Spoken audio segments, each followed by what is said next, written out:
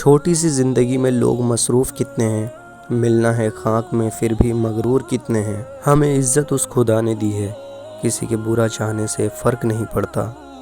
زندگی آسان کسی کی بھی نہیں ہوتی، بس اپنی اپنی اداکاری ہوتی ہے۔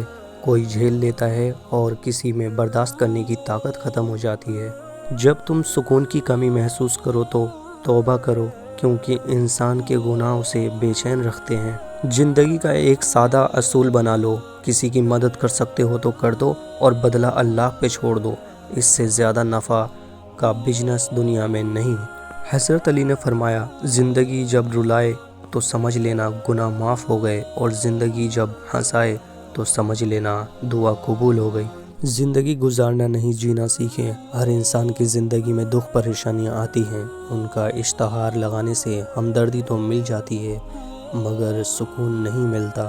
بے شک اللہ آنکھوں کی سطح سدا گیلی نہیں رہنے دیتا، وہ جب ہنسانے پہ آتا ہے تو ایسا ہنساتا ہے کہ اشک رشک میں پڑ جاتے ہیں۔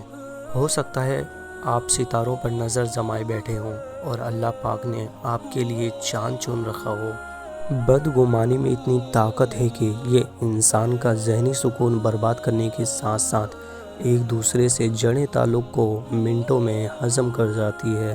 فیصلے اگر غلط ہو جائیں تو ان پر ڈٹے رہنے کے بجائے اپنی غلطی مان لینا ہی بڑائی ہے۔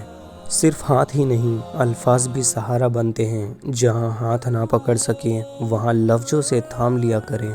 لوگوں کے دکھ بانٹیں، اگر یہ نہیں کر سکتے تو ان میں اضافے کا سبب بھی نہ بنیں۔ انسان کے پاس اگر 3 چیزیں ہوں، رزق، عزت اور صحت، اور پھر بھی وہ غمزدہ ہو اور ہمدردی طلب کرتا نظر آ رہا ہو تو وہ ناشکرا ہوتا ہے۔ حضرت علی نے فرمایا، عقل مند وہ ہے جو اپنی زبان کو غیبت سے بچائے، اور مومن وہ جس کا دل شک سے پاک ہو۔